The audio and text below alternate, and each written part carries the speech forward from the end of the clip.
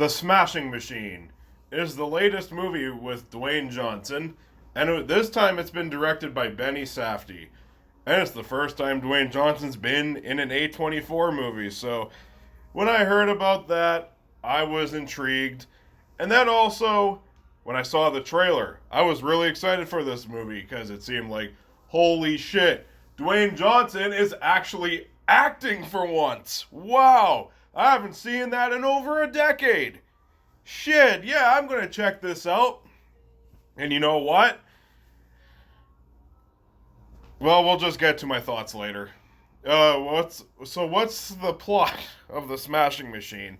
It's a biopic about MMA fighter Mike Kerr, and he's also dealing with addiction and shit. Okay, The Smashing Machine. What did I think of this movie?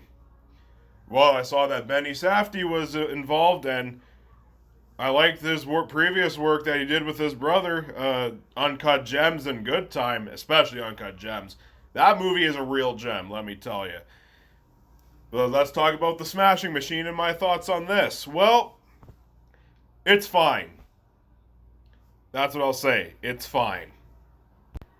This movie is just a generic sports biopic that centers around a terrific performance from Dwayne Johnson. Yes, Dwayne Johnson is fantastic in this movie. Now, I may not love this movie, but it's a hell of a lot better than his movie that he came out with last year. You know what I'm talking about, Red One. That movie was garbage. This movie is at least decent. But yeah, Dwayne Johnson in here, not only does he look almost unrecognizable, his performance is unrecognizable too. I mean, you can tell it's him just by when he talks, but man, he's actually putting on a performance here, and a damn good one. I don't know if he'll be up for any Oscars come Oscar season, but goddamn, he is great. I'm genuinely serious. Like, he is great in the fight scenes. He is great when he has to be dramatic. It is fantastic. I could not believe it while sitting through this movie. And of course, he also has really good screen chemistry with Emily Blunt. And I mean, this isn't the first time they've acted off each other in something. There was back in 2021 when they were both in Jungle Cruise as well. Now, what other things is there good in this movie besides Dwayne Johnson's excellent performance? The fight scenes. Benny Safdie directs the shit out of these fight scenes. They are great, they are intense. It was cool watching these fight scenes play on the big screen. And it was also great seeing Dwayne Johnson being in fight scenes that are intense. It's not just typical fucking vanilla popcorn action movie stuff. They're genuine fights. They seem intense. It is great. It felt like I was actually watching a real match on the big screen. It was fantastic. But not only that, the movie looks great. That's one thing I can expect from the Safdie brothers, even if it's just one of them. They know how to make a great looking movie, and yeah, this is a great looking movie.